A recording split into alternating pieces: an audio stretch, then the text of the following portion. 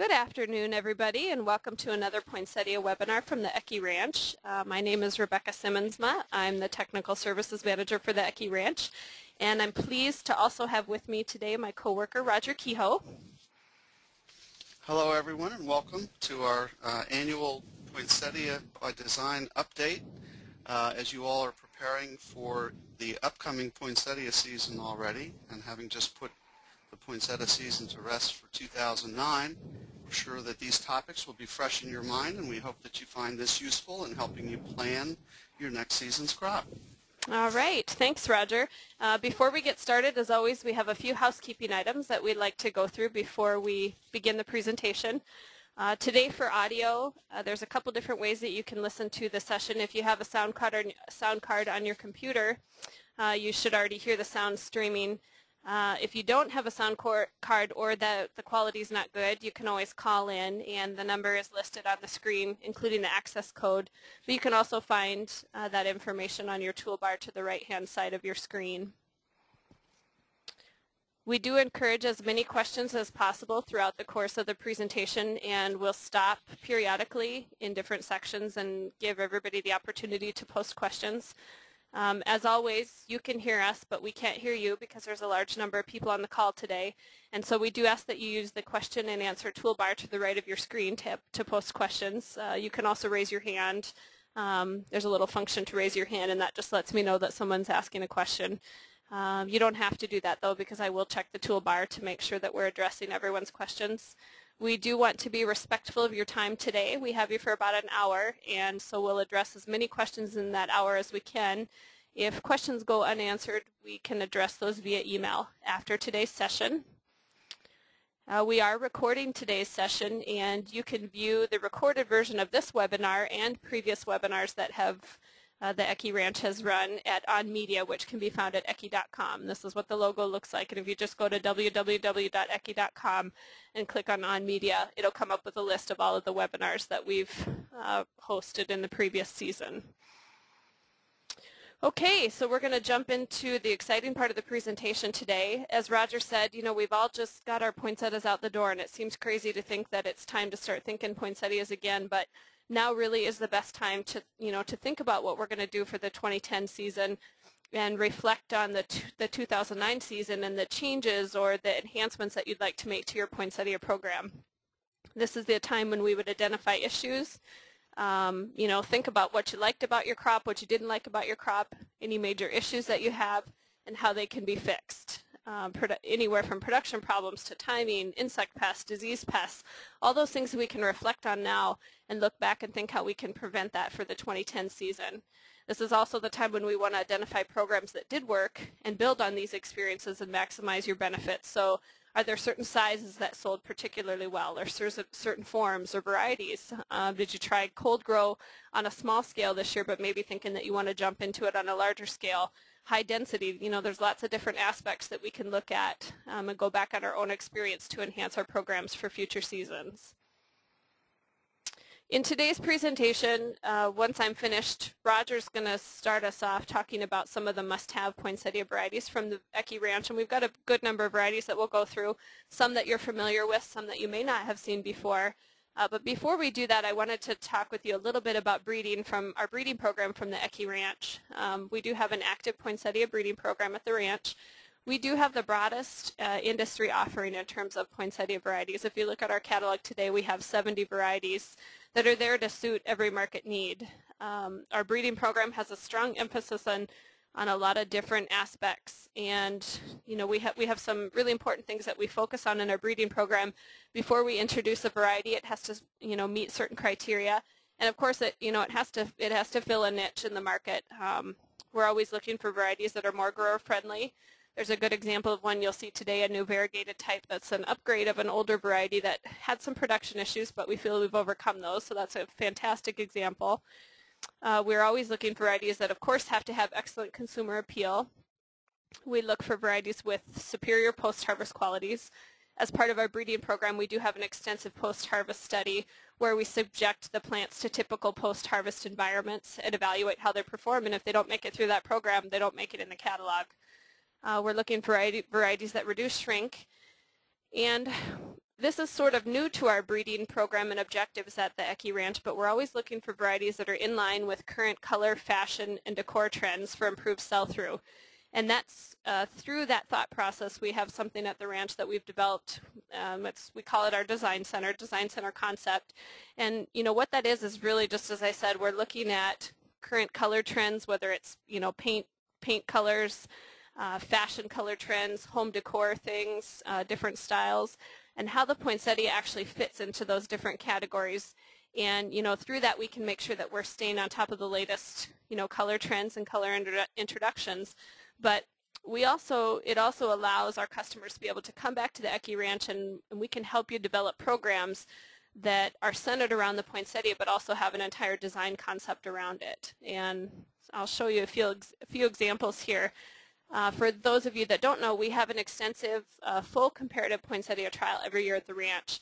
And this year we also incorporated our design center concept in, and so for customers that viewed the trial at the ranch, they could actually go through the ranch house and see kind of little different vignettes and design center concepts. And so these are just some images here. This is one that we called Black Tie.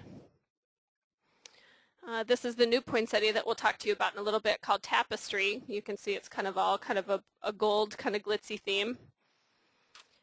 This one in particular here had kind of a European feel to it, like an office European feel. And then this one here, just a reflection of the real bright, hot colors that are all out there in the retail area right now, the oranges and hot pinks, peacock feathers.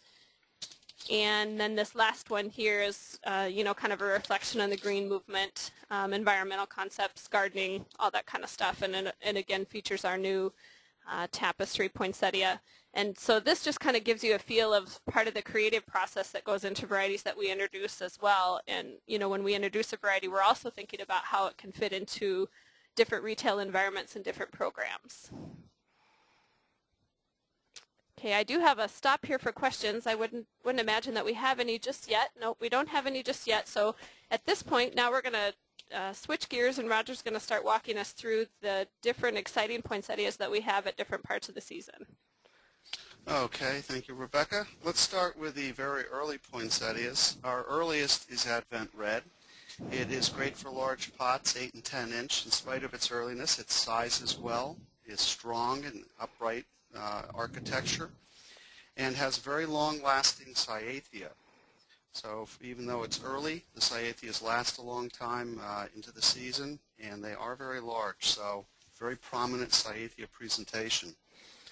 It initiates approximately September 15th, has a 6-week response time, great vigor. No extra time is required to grow it to a larger size, so even though it's early, you don't have to plant it in May or June to get a big pot. It will grow quickly and well, has good vigor, and sizes very comfortably in spite of its earliness.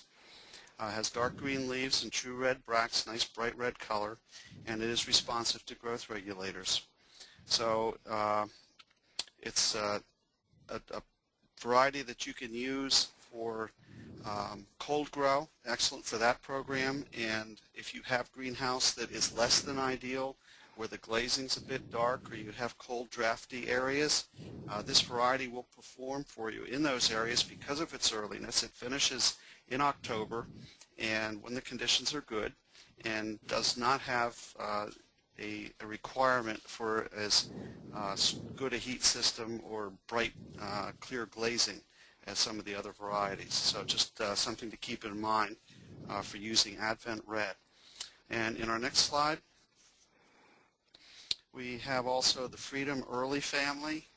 It's a full color series. They are very early, and the colors available are red, white, and marble.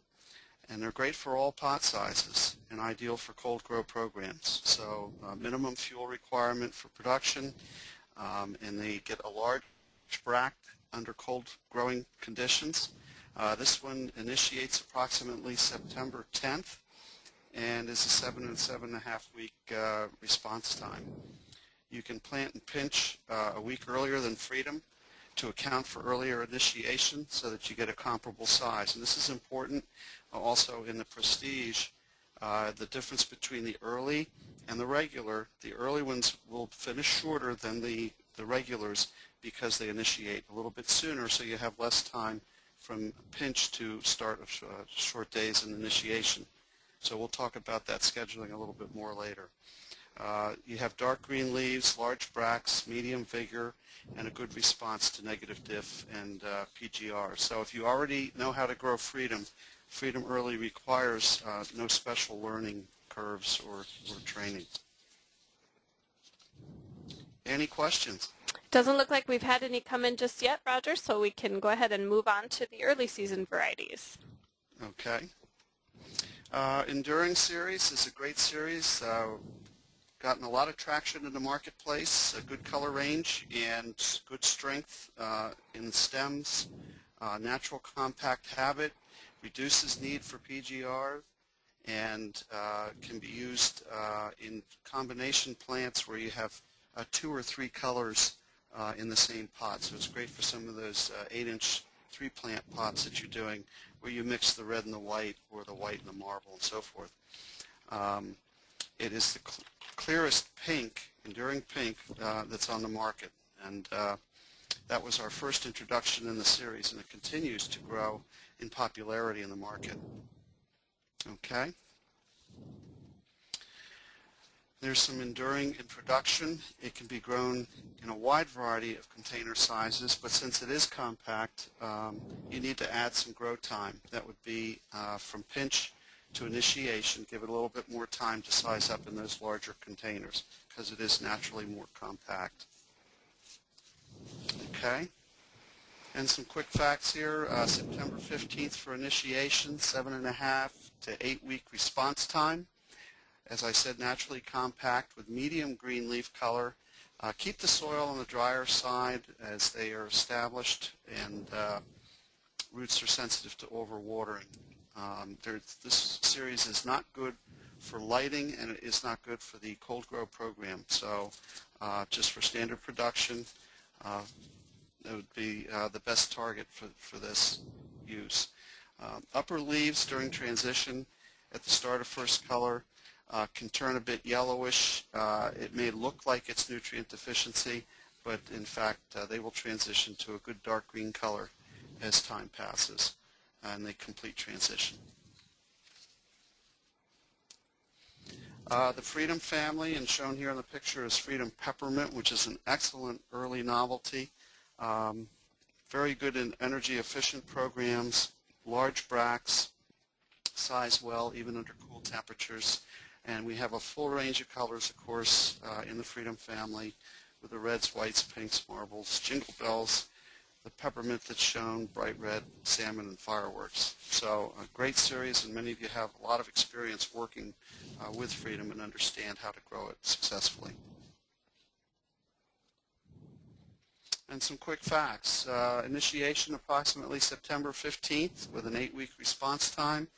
8.5 weeks, a little longer for Freedom Salmon, bright red, and fireworks. Good dark green leaves, medium vigor, and great for a variety of container sizes, including trees. Also, I know they're used quite a bit for straight-up production as well. Okay.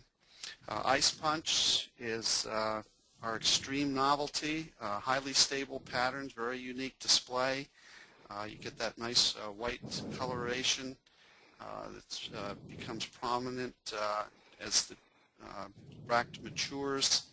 It gets whiter over time, and it does command higher price points for the consumer being willing to pay more for this plant. And it's very easy. The Punch series has been around for a while, and very easy series to grow as well. So we do have, of course, specifics in detail on production techniques available in multiple sources that we'll talk about in a little bit. But again, Ice Punch is really a lead product in the novelty class. It's well suited for a wide variety of containers, including the small 2.5-inch minis, but right up to the larger pots. I know many growers are putting them into 4s and 5s even for a huge big display. So next slide. Just some quick facts. Again, middle of September initiation with an 8-week response time. Has dark green leaves with a medium vigor, and it's an interesting plant. It will start out and be a bit small, but October it does grow pretty well. So that's when it sizes. So you want to make sure to get those growth regulators on and keep track of your height with on target, so that you're sure that you come in at the right height. You don't want to be doing late growth regulator applications that make the bracts small. So avoid that and track your height carefully on target. The white splash in the bracts, as I said, will be brighter as the bracts mature, and give them as much light as you can to enhance the contrast, avoiding hanging baskets overhead or darker areas of the greenhouse. Okay. Prestige Early Red, it's an excellent choice for energy efficient cool grow type programs. Same great stem strength and architecture as Prestige, and has excellent post-harvest qualities. Can be grown in the mini, and next slide, and has proven performance in the energy efficient program. So you can see there on the left, nice large Cyathea on a cool grow program, plenty of Cyathea count, and on the right, grown warm, Prestige Early, times earlier, a little bit earlier on the regular warm grow, but has a little bit smaller Cyathea count. Okay. And some quick facts. Initiates, again, approximately September 15th. Has an 8-week response time. If you plant and pinch Prestige Early, 1 to 2 weeks earlier than Prestige, you'll get the same height as Prestige. In other words, you have an earlier initiation than Prestige, so it tends to finish a couple of inches shorter in a 6-inch pot. So in order to compensate, plant it a week earlier, maybe towards the south and central region, and 2 weeks earlier in the northern regions, and grow it longer under the long days before initiation, and you'll size equally to Prestige. Dark green leaves, medium vigor, and good response to diff, and like Prestige, very good response to growth regulator applications. I know many growers are not using any growth regulator at all, and some are just using a little bit of Cycocel and find that works adequately for height control. Okay. Polar Bear is a unique white. We have a special marketing program for. It's a good bright white. You can see down in that bottom left photo, Polar Bear next to Arctic white. It's a good clear white, and finish is similar in timing to Enduring. On the right you can see Snow-Capped, White Star, and Polar Bear compared to benchmark. So it is a great white, has some greening in it, gives you some nice contrast, nice dome-shaped presentation to the bracts, and good strong plant, excellent white. And here it is at the Palazzo in Las Vegas, set up in special display where the plants have been inserted into sphagnum moss in frames, and really an award-winning display here, and marketing promotion. Part of the receipts from the cuttings goes to Polar Bears International, and the program helps to support a good cause. So the pricing on this product this year is down to about half of where it was last year, and if many of you are interested in it, contact your brokers and they can give you the details on that. Okay, and there's some POP. Really nice presentation here, and again, a way to get the consumer interested in the plant and get some good discussion going, and elevate the popularity of poinsettias, and satisfy a demand that's in the marketplace for these novelties. Okay. Quick facts about Polar Bear. Again, initiates mid-September, 8-week response time similar to Freedom. Has very dark green leaves, gives you a nice contrast with that white with a medium vigor, and the bracts are a good bright white color. And you can see there the shape of the plant is excellent in the foreground. Okay, any questions? We do have some questions that have come in, a few about enduring. This customer here says that they have tried enduring in their cold grow program because they think it's a fantastic pink. However, the root systems haven't been terrific, but they still want to keep trying it in cold grow and wondering if we have any recommendations. Well, cold grow could be difficult. One way, if you have cool greenhouse and you want to finish it, might be to just start it earlier. It won't tend to run away from you and get too large. So if you build the root system and give it more time before pinch and maybe a little bit more time after pinch, you might be able to grow it cooler. But you have to be careful because not only could the roots be impacted, but the pink color isn't as good under cool finish temperatures. And with any colors, non-reds and poinsettia, you have to be very careful about your whites turning green or brownish even, and marbles will do the same, and the pinks kind of can get a little bit faded. So again, that's just something to consider and maybe trial on a first-time basis.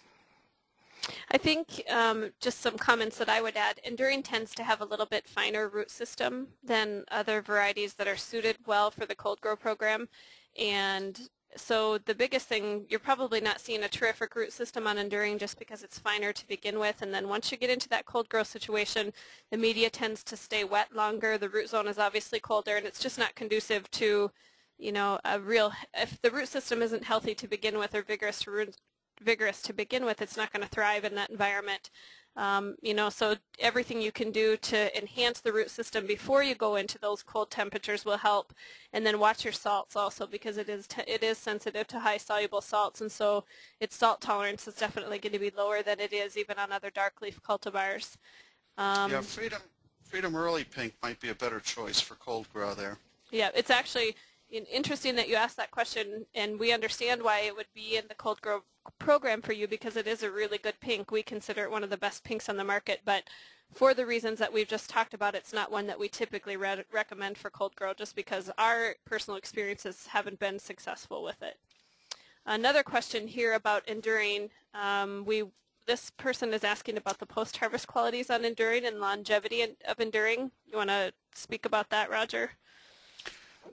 They're excellent. There's no problems with it. It doesn't bruise easily. The cyathea hold well.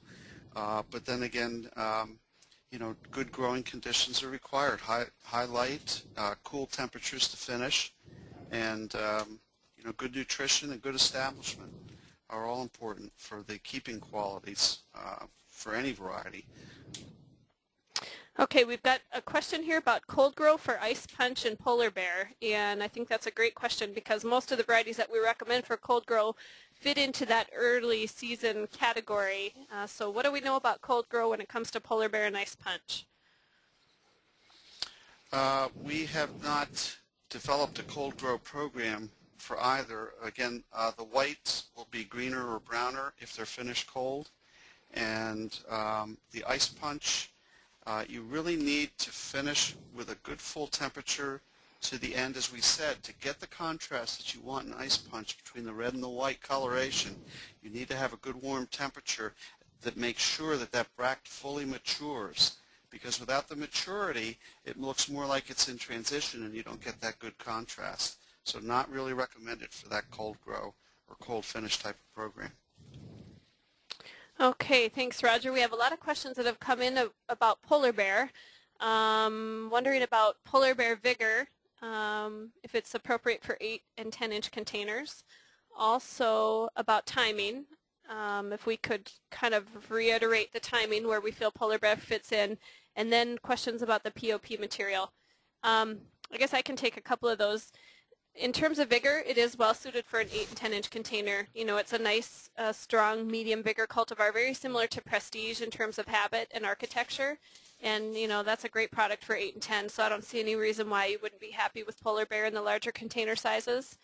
And timing, as we said, does come in right with enduring, so usually about November 20th. It tends to be a few days after Freedom, and a few days before that Early Prestige, so November 20th. In terms of all the questions that are coming in about purchasing the polar bear without the POP material, at this time that's not an option. If you purchase the polar bear cutting, it does come with all that additional POP material. And if you have further questions about that, you can either contact our marketing department or customer service or your key account sales manager with Ecke. Your broker should be able to answer some questions about that. But just keep in mind that the price is over half what it reduced from what it was last year. So I think you'll find that it's priced a lot more competitively this year than it was last year. We do have a question here that's come in about heat delay on Prestige and Prestige Early Red. And let's see, I guess this customer is just asking about heat delay on Prestige Early Red in the south, and if that's typically been our experience that can be an issue. It can be an issue depending on the temperatures and how far south you are. We're really going to have to keep moving here, but just quickly, it might be a good idea to contact me or Rebecca with that specific question, and we could help based on where you are. I mean, understand that we have some of our listeners today are maybe from Miami, and some might be from Atlanta, Georgia, so there is a substantial difference in response in those two areas. But we do have that information available, and we'd be glad to share it. Okay, yeah, we have a lot of information to get to today, so I think we'll keep moving here. I'm going to start talking about the main season poinsettias, and the first one that we'll talk about is the Classic series. Classic is in about number 3 for us as a catalog introduction. It's a mid-season vigorous variety that is great for your larger container sizes and trees. What's also, and there's 3 colors in the series. There's red, white, and pink. What's really fantastic about Classic is that it's really uniform in terms of timing and habit between the colors. And so for your larger, kind of tricolor pots, like your 8-inch with a red, white, and pink, or even straight ups with a red and a white or a red and a pink, Classic works really well for that because it's very well matched in terms of timing and habit. If any of you have ever grown enduring before for that purpose, but it was a little too early for you, I think you'd be really happy with Classic just because it is so well matched. Some quick facts about Classic. Classic initiates September 25th. It has an 8 to an 8.5 week response time, so timing is going to be anywhere from December 1st to December 5th. Has dark green leaves, medium to tall vigor, great for larger pots, trees, and straight ups. It has that nice big flat bract that we'd like to see on straight ups. And it is vigorous but responsive to negative diff and normal PGR applications. And the reason we mention that is because don't let the vigor on this one scare you, because it can be used in the smaller container sizes with some growth regulator applications or cultural treatments to reduce height. It's not so vigorous like a variety like Snowcap or Visions of Grandeur that it just shouldn't be used in smaller container sizes. The next one we'll talk about is Polly's Pink. This is one that hopefully many of you have had some experience with. It's a nice, bright, hot pink for the mid-season market. Has medium to tall vigor, so this is another one that does have some vigor behind it.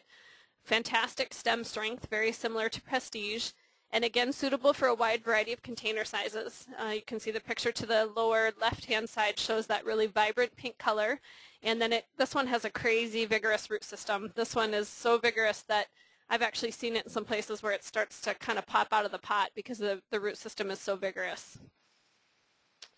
Some quick facts about Polly's Pink. Again, this one initiates September 25th, which is very typical of all of your mid-season varieties. It has an 8.5 to a 9 week response time, and so this one is a little bit later than like your Prestige or your Classic. And we do know that some growers in the north have commented that, under lower light levels and reduced temperatures, this one tends to come in too late for them because of the longer response time. So if you're a grower in the north and you're thinking about this one, you'd want, this isn't one where you'd want to be cutting temperatures or reducing temperatures and thinking about your late growth regulator applications, because it could delay this one too long. It has nice dark green leaves, medium to tall vigor. Great for larger container sizes, as I said, yet responsive to your typical PGR applications, and it has very, very strong stems. This is a really nice, strong variety, and it has great post-harvest qualities. Main season poinsettias, again, we're going to be talking here about Prestige and Prestige Red and Prestige Maroon. Prestige Red is the #1 selling red in the world today. It's become very popular in Europe as well. We consider it the only true genetic solution to stem breakage. It's great for space efficiency programs. And then Prestige Maroon offers that deep red color for the mid to late season sales. This is a nice picture here of the comparison between the two colors. You can see Prestige Red is a little bit brighter. Prestige Maroon has a deeper red color. And it offers the same great stem strength and architecture as Prestige, but it finishes about 5 days later than Prestige Red. So this is actually one that you could consider for like your late season red sales when typically that deeper red is what consumers are looking for. This is a great option. Quick facts about Prestige Red and Prestige Maroon. Both initiate approximately the 25th. Prestige Red has an 8-week response time. Prestige Maroon has an 8.5 to a 9-week response time. Dark green leaves, medium vigor, and again responsive to negative diff and normal PGR applications for height control. So this is a new one for us this year. This is called Solstice Red. You can see that it's what we would consider a main season red variety. When we show some timing slides in a couple slides ahead, you'll see that it is a little bit later than Prestige Red. It's a late red that's a great replacement for Success Red. I get a lot of questions from customers sometimes about where Success went, and what they liked about it was that it had some nice upright growth, big flat showy bracts, and a deep red color, and so this is a great replacement for those of you that are not happy that Success went away. Solstice has kind of that elegant florist style presentation, and it also has outstanding post-harvest qualities. For those of you that have tried the Ecke trial collection before and had it in 2009, Solstice was numbered 1232. So if you had the trial collection, this is probably one that you saw. And here's some pictures I believe that were taken at NC State at their trials. You can see it is has very nice architecture and that really, really deep red bract. Some quick facts about Solstice. Again, initiates the 25th. It has a 9 to a 9.5 weeks response time, so when you actually look at the calendar, this one would probably be even considered a late season red. We're talking, December 5th through the 10th in terms of timing on this one. It has dark green leaves, medium vigor, and it is suitable for a wide variety of container sizes, including trees. It's not susceptible to splitting, so it would be a good variety for trees, and again, responsive to normal PGR regimes.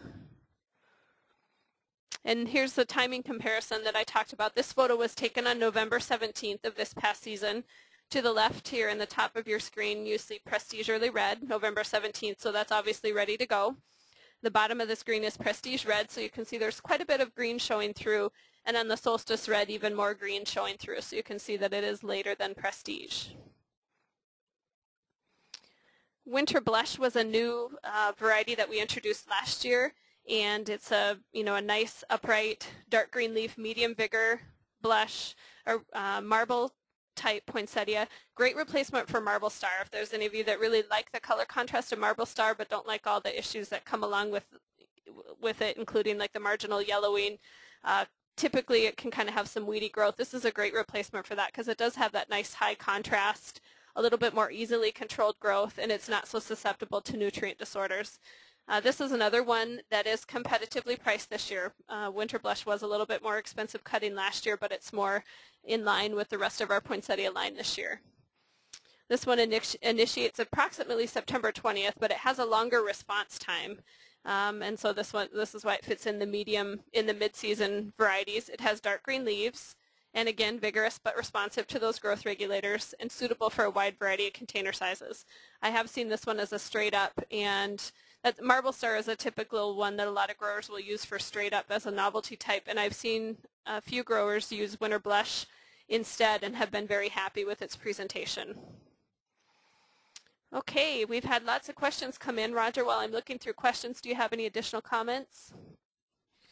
Yeah, just one on Solstice Red. I've seen it in different parts of the country, and it's always a very good, deep, dark red color.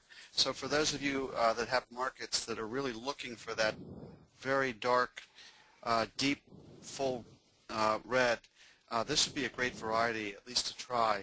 And go ahead and finish and see if you don't think that that's a great color for you. It's got a nice presentation, upright presentation, sort of similar to Success in the bract being above the foliage, and it's a great finishing plant. We saw it in numerous trials this year, and it looked excellent in all locations. Okay, we've got a good question that's come in here about Classic Red. This particular grower propagated had their own stock of Classic Red and propagated and sold some of those cuttings onto another greenhouse. And that customer grew them on for single stem production and experienced a good amount of splitting. Wondering what might have caused that, and is Classic more susceptible to splitting? It's not particularly more susceptible than any others. There are some production protocols you should follow to prevent splitting, which includes not letting the shoots get too long on the stalk, keeping the stalk warm, especially in August as temperatures cool, maintain the temperature properly for the plants. You don't want to chill them and shock them that way, and make sure that you've got good active growth on the plant. Just anything that would check the growth, cool temperatures, and as you get into a longer growth cycle, especially on the earlier propagations, you can tend to get more of the splitting. But again, don't want to get into too many details on that, as we're trying to cover product selection and not get too deeply involved in production protocols. Yeah, the additional comments, we do have a nice technical document on our website that outlines the reasons for splitting, particularly when you're growing a straight up. The number of leaves that the plant puts on below flowering is directly related to when that plant will split, and so you might want to talk with your customer about how tall they let their straight ups get and why they split. But again, those are things that, if you have questions, you can either contact me directly or post them on our Tech Help Bulletin board. Okay, we've covered all the questions that have come in. We're going to keep moving here, and now we're going to talk about some of the novelty type poinsettias that we have to offer. This first one is Tapestry, and again, this was in the trial collection last year. This is the new introduction for us in the trial collection. It was 14606. This has vibrant green leaves and cream to yellow leaves and that offset the dark red bracts. It's a compact grower, so it's great for space-efficient programs and smaller container sizes. This is an upgrade to Holly Point, so if any of you have got experience with Holly Point and grew that previously, this is what we would consider a fantastic replacement for Holly Point. Holly Point tended to have a really weak root system. It was real susceptible to bract edge burn, high soluble salts, and things like that. Stem breakage, and we really feel that we've overcome those issues with Tapestry. We've got some nice photos here of some different examples of how it can be used. These are our little 2.5-inch mini stars, and then this is a combo pot that was actually put together here that includes a white poinsettia and then a euphorbia as well, and you can see that the variegation of that leaf on Tapestry is really striking and adds a nice contrast. This is a photo of it here in production. It looks like it's got a little bit of ways to go yet here and needs some bract expansion. But you can see that there, again, that contrast is really striking and adds a lot of visual interest and consumer appeal. Some quick facts about Tapestry. Tapestry initiates approximately the 25th, has an 8.5 to a 9-week response time, compact habit, and probably no growth regulators necessary on this one. This one is also compact enough that it's probably not one of those varieties that there are some varieties like Enduring, Max Red, some of those that we do say you could add extra grow time to, and they would probably size in a larger container. That's probably not the case with Tapestry. It probably just doesn't have that growth potential even if you add extra grow time. And so, I would really try to plan accordingly with this one and keep it in your smaller container sizes. Orange Spice is another one that many of you may have had experience with. It's that beautiful true orange bract with the lanceolate, long, kind of narrow, pointy bract. Many growers have had success forcing this one for Halloween or Thanksgiving. It does need to be black clothed for Halloween or Thanksgiving sales, but if you go to our website and check out the tech document, you'll see that we do have detailed cultural information on how to black cloth this one and some schedules so that you can hit the timing on that one. But we have talked to a lot of customers that have had some good sell-through for those early sales. This one initiates the 25th, has a 9-week response time, so under natural conditions it is going to be late. We're looking at about December 10th on this one if you don't black cloth. Has the dark green leaves and compact vigor. Again, this is one where you probably could add some extra grow time, like if you wanted to try it in an 8-inch. But you probably are adding 2 or 3 weeks to this one, so it's best suited for your smaller container sizes. Dolce Rosa is an interspecific type euphorbia hybrid that we have at the ranch, and this one's been a catalog introduction for 2 or 3 years. Real vigorous, but it has that nice hot pink, kind of bubblegum pink bract, really large chartreuse cyathea, so it's really striking, when it's put in the right type of application in the right form. This one has a really short response time. It's only 6.5 weeks, and it initiates September 25th, but what's cool about Dolce Rosa and we are looking at other euphorbias at the ranch. What's cool about these is that you could consider forcing them for non-traditional poinsettia type sales and not even thinking of them as a poinsettia. So, we'd be thinking about things like Valentine's Day, Mother's Day, Easter. And so, if this is something that you're interested in, you can contact your key account sales manager or myself, and we'd be happy to talk with you about how feasible it would be to force this other than Christmas in your particular situation. And I just want to briefly mention this is Renaissance cut flowers we do have available at the ranch also. The colors include red, white, pink, and peppermint, and there has been some increased interest in not only producing these as cut flowers but also in large tubs and containers. If any of you were at OFA this year and stopped by our booth, we had some nice really big large like 14 and 16-inch tubs with these Renaissance in there, and they were probably 4 or 5 feet tall, and so it's really kind of striking and an interesting product form that consumers are probably not familiar with. We'll not talk much about Renaissance other than that it initiates the 25th. It has a 9.5-week response time, so it's very late, very similar to like winter rose, the traditional winter rose. We do have a nice technical document available upon request that gives some cultural information about producing poinsettias as cut flowers, and not just Renaissance, but also varieties like Jester work well, or the traditional winter rose types. And so if that's something you're interested in, you could contact me directly, and I'd be happy to share that information with you. Okay, we've got some time for questions. I'm going to look through these quick. Roger, do you have any comments while I'm looking through questions? I think it's pretty well covered. Okay, had a question come in here about Dolce Rosa and wondering if it's available this year. And yes, Dolce Rosa is a catalog introduction, so you'll find that in the catalog. We do have some euphorbia types that we're working on that are similar to Dolce Rosa that are not available yet. There was one in the trial collection last year. I believe there'll be one in the trial collection again this year, but at this point the only catalog introduction is Dolce Rosa. Yep, a question here. There's this particular customer has had experience with the trial collection, and there was one in the trial collection called HC118B, and wondering if that's the same as Dolce Rosa. Similar. They're same breeding, but there's some different characteristics, similar characteristics, yet some different characteristics. And that is one of the varieties that we're looking at moving on as we go forward, but that decision hasn't been made yet. Okay, so at this point we've gotten through all of the new introductions and sort of our key varieties throughout the season. Now we're going to kind of switch gears a little bit and get a little bit more technical and talk about the importance of properly scheduling your poinsettia crop and some decisions that need to be made now as you're placing your orders. And Roger's going to take us through that. Okay, so we've talked about some specifics on the varieties, when they bloom, and how to use them. But it's important to schedule, get your cuttings to arrive at the right time so that you get the proper growth and allow for proper processes to take place in the plant before you get to finish. And so why is it important to maintain proper scheduling? You can reduce the need for growth regulating. You'll maximize your branching when the pinch is timed correctly.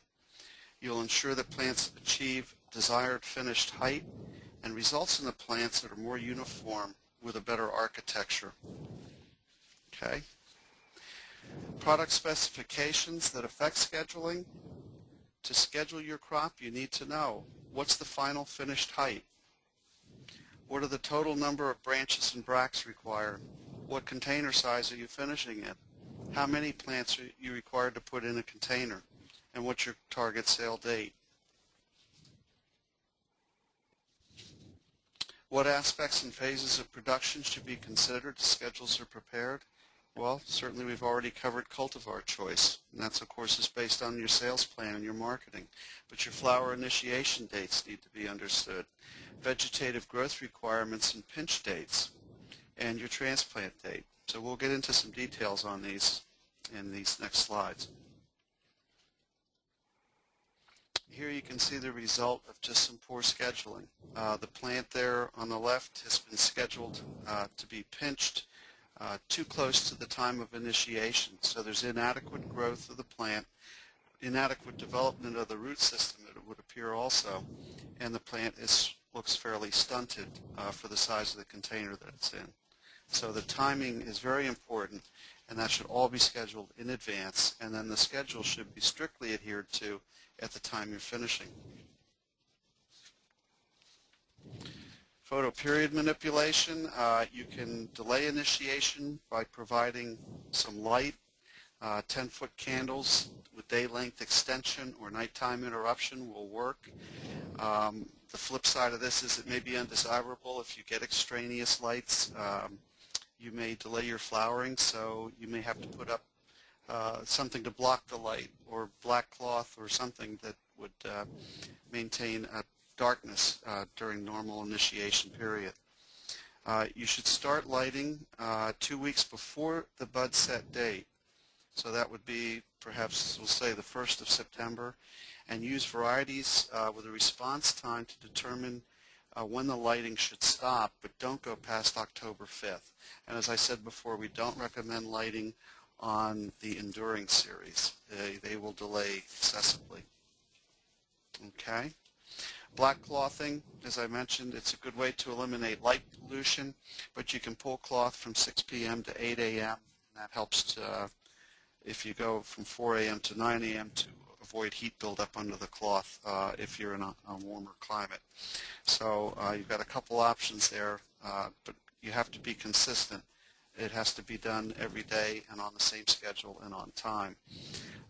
Black clothing is used to promote earlier bud set, and of course it needs to continue after initiation, approximately 3 weeks. So that would be into the middle of October, so that you don't get any reversion. When black clothing is eliminating light pollution, you should continue until 1 week prior to finish, okay, assuming that light's coming in throughout the finish period. Okay, any questions? Let's see. We don't have any questions that have come in about scheduling, so we can go ahead and keep moving on. Okay. Vegetative growth requirements, that would be the amount of growth that you get between pinch and flower initiation, and it basically determines your final finished height. So something to consider there is, are your plants normally finishing where you want them? Are they coming in too short? If they're coming in too short, you want to back up the pinch to an earlier date and give them more time to grow vegetatively between pinch and the start of short days.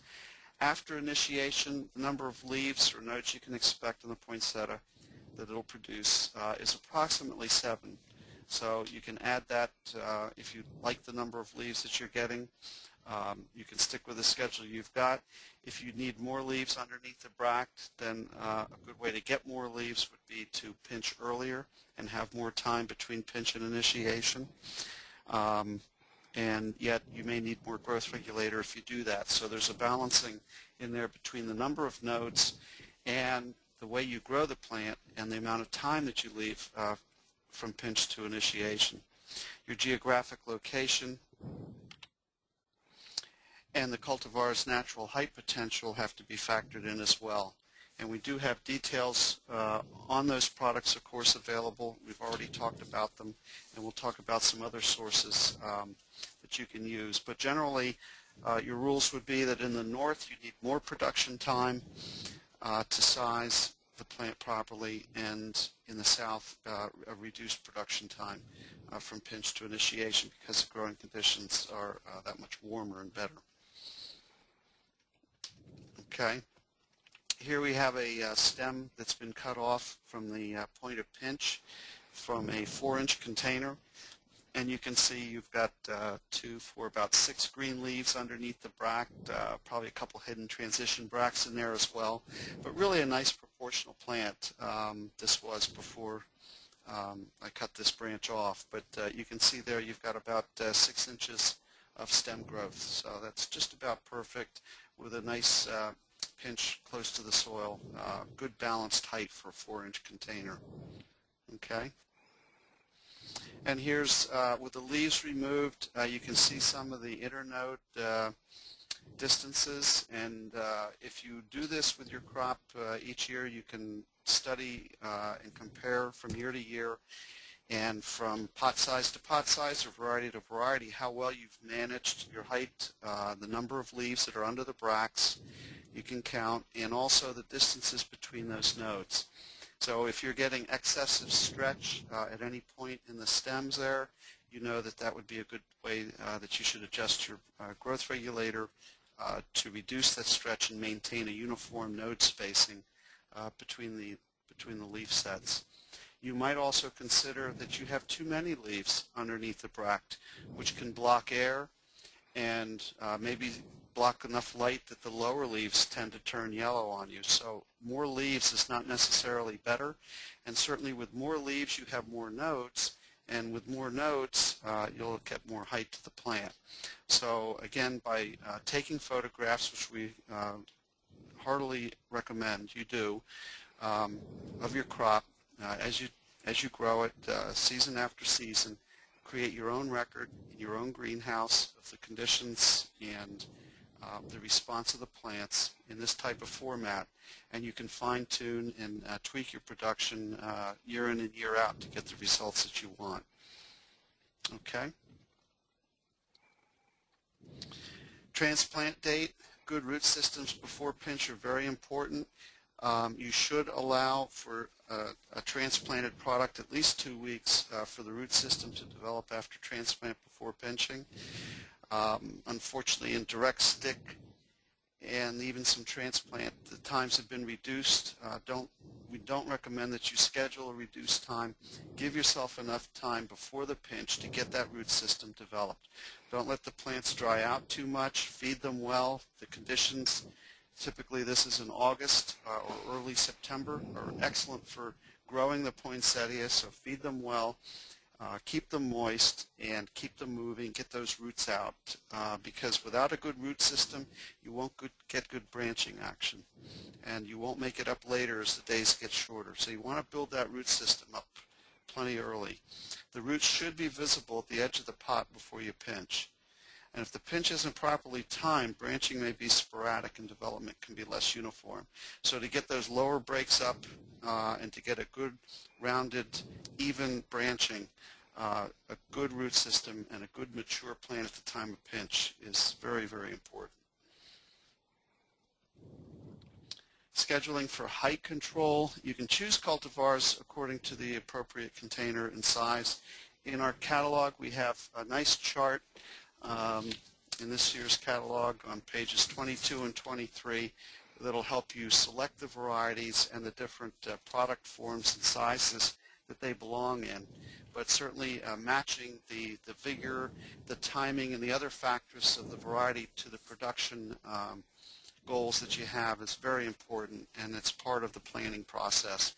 Schedule according to the cultivar's natural vigor. Don't try to fight it. Don't prepare schedules and plan to use PGRs that slow or accelerate growth. It's a better plan to build a schedule based on average conditions, and if you get conditions that are not average during production, you can make some adjustments and you'll still come in and meet your target. Unfortunately, if you plan on a very tight schedule without much time to build the plant before you pinch and the weather conditions are poor, you'll end up with a marginal product right from the get-go. So it's very important to build your plan for good average conditions and not rely on either a growth retardant or a growth accelerator like fascination to get the desired height or other specifications that you're looking for. If you need to use those in the course of production because conditions are stressful or whatever happens that produces a smaller than desired plant or a larger than desired plant, then certainly these are great tools. But it's not a good idea to plan using those tools in the production and fight the genetics that you're working with, because then you can end up with a reduction in bract size. You could end up with a short plant that's too short or too tall, or with gibberellins, maybe you'll have a plant that's weaker in post-harvest conditions or bruises more easily, or the cyathea fall off. So you've got to be very careful to plan it for good average conditions and not try to force the plant to fit. Okay. Growth regulators, leave a couple of plants untreated. Always a good idea, and this is true with some of your sprays, especially if you're spraying with chemicals that you're not used to working with. Take a couple pots, put a flag in them, set them aside, and don't treat them. Because if something weird, spotting on the leaves occurs, or some kind of apparent damage or something, it's always good to have a good control plant there that you can take a look at and say, hey, this one didn't get treated at all and it doesn't show the symptoms. Then you can work backwards and figure out exactly what happened. So you can't treat every variety the same. Different timing varieties need PGRs at different times also. So if they set their flowers earlier, they may need an earlier growth regulator application, and you have to stop using growth regulators earlier so that you don't stunt the bract size. Gibberellin's the same thing. It accelerates growth, but it can also thin out the tissue, so you can weaken stems, get more branch break. You know, there's other negative characteristics that you can get, and you have to be very careful using these powerful chemicals, and it's not a good idea to plan using them as you're building your production schedules at this point. Okay?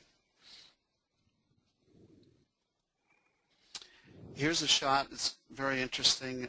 You've got Prestige and Prestige Early Red right next to each other.